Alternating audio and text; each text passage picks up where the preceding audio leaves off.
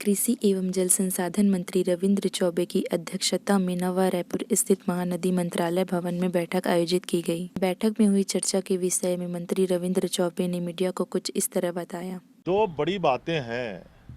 छत्तीसगढ़ की सरकार, आदरणीय मुख्यमंत्री जी स्वयं किसानों के हितों के लिए लगातार प्रयास कर रहे हैं।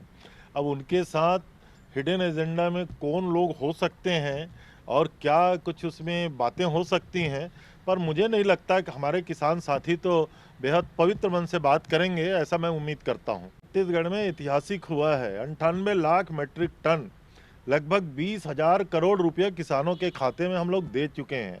और जिस तरीके से नीति बनाई गई है, आदरणीय मुख्यमंत्री जी ने स्पष्ट निर्देश दिए हैं कि उठाव भी होना चाहिए, कस्टम मिलिंग भी होना चाहिए, एफसीआई में हमारे चावल जमा भी होना चाहिए। और आपके सुनकर आपको खुशी होगी कि लगभग उठाव भी तेजी से हो रहा है। अब ये गाइडलाइन और दिशा जो तारीखवार दिया गया है, ये तो प्रशासनिक काम है कि कब तक उठ जाना चाहिए, लेकिन हम लोगों के प्रयास हैं कि धान जल्दी उठ जाए, कस्टम मिलिंग जल्दी हो जाए, एफसीआई में जल्दी जमा हो जाए, ताकि पिछले बार केंद्र सरकार की गलत नीतियों के कारण छत्तीसगढ़ को, हम लोगों को धान को बाहर बाजार में बेचना पड़ा था और राज्य को नुकसान हुआ था। शायद इस बार वो नुकसान कुछ कम हो जाए।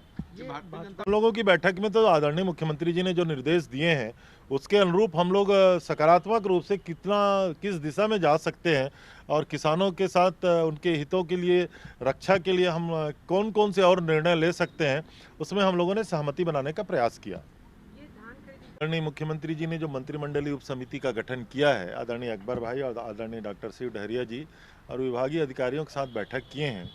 निरंतर किसानों से हम लोगों का संपर्क है। आदरणीय राहुल जी के आने के पहले भी हम लोगों ने बैठक लेकर के उनकी मांगों को उस दिन सुने थे।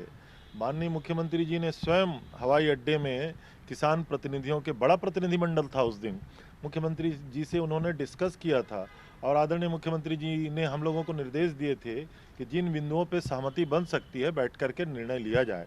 तो आज फिर से कैबिनेट सब कमेटी की बैठक थी और विभिन्न बिंदुओं पे हम लोगों ने आज बैठक करके किन विषयों पे सहमति बन सकती है और कितना हम लोग आगे बढ़ सकते हैं, उस पर आज हम लोगों ने निर्णय करने का प्रयास किया है।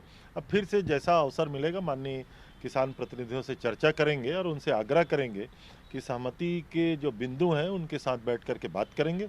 उसके बाद भविष्य में और जो उनके विषय होंगे उस पर विचार किया जाएगा। तो उनका स्वागत करते हैं। खामियां रहेंगी तब तो उठाएंगे ना। पहले भी तो लोग रहते थे डीएमएफ में, अब अधिकारियों के बंगले में स्विमिंग पूल बनाया जाता था, उसके बारे में क्या वो लोग चर्चा नहीं करेंगे?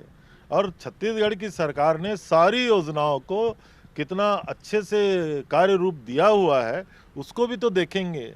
अब मामले उठाएंगे कहाँ? मैंने कहा ना, ये धान खरीदी जैसे अभी आप बात कर रहे थे, डॉक्टर रमन सिंह जी ने स्टेटमेंट दे दिया था 15 दिन धान खरीदी बढ़ा दिया जाए, और हम लोगों ने धान खरीदी का जो तारीख बढ़ाया था उसमें 4 दिन पहले तो धान खरीदी खत्म हो गया था, किसान सोसाइटी में आ ही नहीं रहे थे।